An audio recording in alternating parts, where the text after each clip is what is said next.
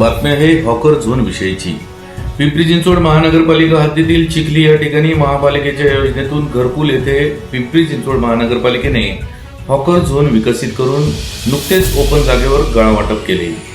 पालिकेचा हेतू जरी शुद्ध असला तरी प्रत्यक्ष त्या ठिकाणावर आपला आवाजची टीम पोहोचली आणि पाहिले असता रस्त्याची कशी दुरवस्था झाली आहे याच आणि अनेक बाबींवर तेथील ग्राउंड रिपोर्ट घेतला आहे आणि कष्टकऱ्यांचे नेते, सामाजिक कार्यकर्ते बाबा कांबळे आणि काही कार्यकर्त्यांनी आपला आवाजकडे बोलताना काय प्रतिक्रिया दिली ते पाहूयात। याच बातमीचा आढावा घेतला आहे आमचे विभागीय संपादक रोहित खरगे व प्रतिनिधी भानुदास हिवराळे यांनी।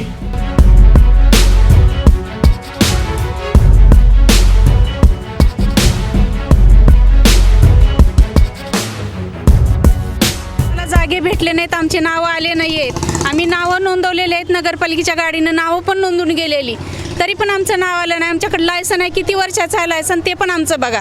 मग आमच्या नंतर तुम्हाला काय करायचं ते करा, बरं कायद्याने करा, तोंड बघून दिलेले आहेत तसंच करू नका। केलं असतं तर हॉकर झोनला जर जागा दिला असता तर अतिउत्तम झालं असतं। यांनी घाई गडबडीत आम्हाला लोकांना दमदाटी देऊन उद्याची उद्या इथं जागा काढा, इथं आम्हाला जागा मोकळा करा, नाहीतर मी तुमच्या गाड्या उचलतो अशा धमकीच्या भाषेत देऊन यांनी ताबडतोबीनं कब्जा केलेला आहे। रस्त्याचं नीट करा, टाकून तुम्ही करून द्या असं रस्त्याचं। आणि इथं सगळी सोय आम्हाला इथं आली पाहिजेत तर आम्ही इथं घुसू, नाहीतर आम्ही रोडलाच बसू। बरोबर। आणि कोणाची हिंमत असेल तर आम्हाला अडून दाखवायचं।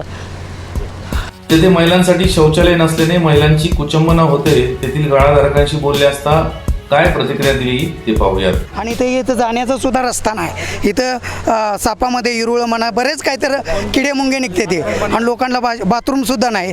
अशा परिस्थितीने नगरपालिकेनं एक आमच्यावर अन्याय केल्यासारखा आहे। कारण का इथं जर व्यवस्था शेड मारणे किंवा कट्टे व्यवस्थित करणे किंवा जागा व्यवस्थित म्हणजे मुरुम म्हणा किंवा डांबरीकरण केलं असतं तर हॉकर झोनला जर जागा दिला असता तर अतिउत्तम झालं असतं। यांनी घाई गडबडीत आम्हाला लोकांना दमदाटी देऊन उद्याची उद्या इथं जागा काढा, इथं आम्हाला जागा मोकळा करा, नाहीतर मी तुमच्या गाड्या उचलतो अशा धमकीच्या भाषेत देऊन यांनी ताबडतोबीनं कब्जा केलेला आहे। यावेळी तेथील अधिकृत टपरीवाले, येणारे ग्राहक, तेथील नागरिक आणि ज्यांचे परवाने असूनही ज्यांना अजून गाळे हस्तांतरित केले नाही अशा टपरीधारकांशी संवाद साधला असता ते काय म्हणाले ते पहा। पिंपरी चिंचवड महानगरपालिकेच्या वतीने पिंपरी चिंचवड शहरात बकालपणा येऊ नये म्हणून रस्त्यामध्ये जे पत्रेवाले होते, हातगाडीवाले होते, त्यांच्यासाठी हॉकर झोन बनवण्याचा निर्णय घेतला आणि हा निर्णय चांगला होता। परंतु आज आपण घरकुल या ठिकाणी एरियामध्ये आहोत आणि त्या ठिकाणी हे हॉकर झोन इथं बनवलं आहे। हॉकर झोनमध्ये जाण्यासाठी जो रस्ता आहे त्या रस्त्यावर पूर्ण चिखल झालेला आहे आणि इथं सुविधांचा अभाव असल्याचं इथे नागरिक आणि काही जे टपरीधारक जे आहेत ते सांगतायत। आपण त्यांच्याशी आता बोलणार आहोत। काय सांगाल मावशी, तुम्ही इथं खरेदी करायला आलात? मी भाजी घ्यायला आले, इथे खूप चिखल आहे, चालता पण येत नाही, चप्पल घसरते, पडते, कपडे खराब होतात, रस्ता नाही आहे, खूप चिखल झालेला आहे। म्हातारे येतात, कोणी येतात, पडले, त्यांचा हात मोडला, पाय मोडला, याला जोखम कोण नाही त्याला बरे। आणि तोंड बघून जागे दिलेले आहेत। आम्ही एवढा व्यवसाय 8 वर्षापासून करतो इथं, तरी आमचे नावं नाही आलेले आहेत। आम्हाला काहीतरी सुविधा करा आमची। आता रोडला आम्ही बसले तर म्हणतात गाड्या उचलून येणार, हे नेणार, आम्ही करायचं काय? आता आमचे नावं नाही आले तरी आम्ही चिखलात इथं आम्ही बळजुरीने गाड्या लावून इथं बसलेलो आहे। आम्हाला काय ते कायदेशीर आम्हाला निर्णय द्यावा। तर बाकीच्यांना जागा दिलेल्या आहेत, मला जागा दिलेली नाही आहे आणि बाहेर पण थांबू देत नाही आहेत। तरी एवढ्या चिखलामध्ये आम्हाला भाजी लावावी लागते, तरी तुम्ही काहीतरी निर्णय घ्यावा लागतो। घरकुल जसं सुरू झालं तसं माझा भाजी धंदा आहे, पहिला 1 नंबर धंदा माझा सुरू झालेला आहे। इथं 7 वर्षाला धंदा करतो, अतिक्रमण माझं ते जागा वगैरे ते पाडलेलं आहे। आता मला गाळा वगैरे काही नाही। आम्ही 55,000 आम्हाला 55 मला टॅक्स आलं घराचं, तर हे टॅक्स कोण भरणार? हे रोडचं टॅक्स आमच्या तरफ चाललं, त्यांच्या घराचे हप्ते 10 लाख रुपये आतापर्यंत आमचं याच घेतलं आहे बँकेवाल्यानं। 1,30,000 लोकांना माफ झाले सर, आम्हाला अजून 1 रुपया माफ नाही झाला। मी विधवाबाई आहे, बरेच महिला विधवाबाई आहेत, बरेच लोकांच्या लॉकडाऊनमध्ये त्यांची खायची सोय नव्हती, बरेच सरांना लॉकडाऊनमध्ये वाटलं, तर आम्हाला जेवढं कौतुक केलं सरांचं तेवढं आम्हाला कमी आहे। तर ज्यांना गाळे मिळाले त्या गाळे मालकांचे म्हणणे आहे की रीतसर गाळे वाटप झाले आहे, त्यात कोणतीही वशिलेबाजी केली नाही अशी संमिश्र प्रतिक्रिया देखील आली आहे।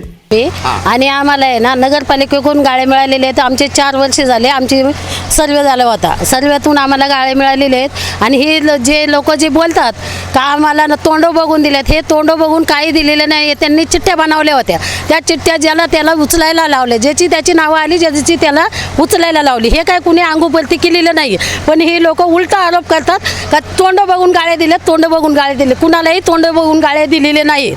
आणि जे काय झालेलं आहे ते पोल्युशन नगरपालिकेकडून झालेलं आहे. ते काय आम्हाकडून झालेलं नाही किंवा आम्ही कुणाला वाटलेले नाहीत. हां, पण सगळ्यांना सुविधा दिलेली आहे. आणि जे आता जे चिखलाचं जे म्हणतात ते करून देणारच आहेत. एवढ्या 4 दिवसात, 8 दिवसात, 15 दिवसात हे करून देणार आहेत. या ठिकाणची प्रत्यक्ष दयनीय असणारी परिस्थिती पाहता ख क्षेत्रीय कार्यालयाचे अधिकारी सीताराम भोरे यांच्याशी संपर्क साधण्याचा प्रयत्न केला, त्यांचा संपर्क होऊ शकला नाही.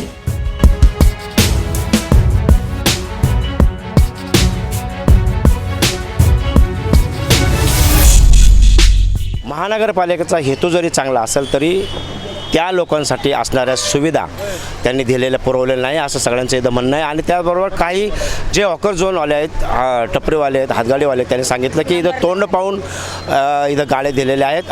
काही जणांना अन्याय केलेला आहे. काही दिव्यांग व्यक्ती आपल्याला त्या ताई आपल्या कॅमेऱ्यासमोर बोलल्या की आम्हाला 7 वर्ष झाले आम्ही धंदा करतो, परंतु आम्हाला इथे कुठल्याही प्रकारचा हॉकर झोनमध्ये सामावून घेतलेला नाही.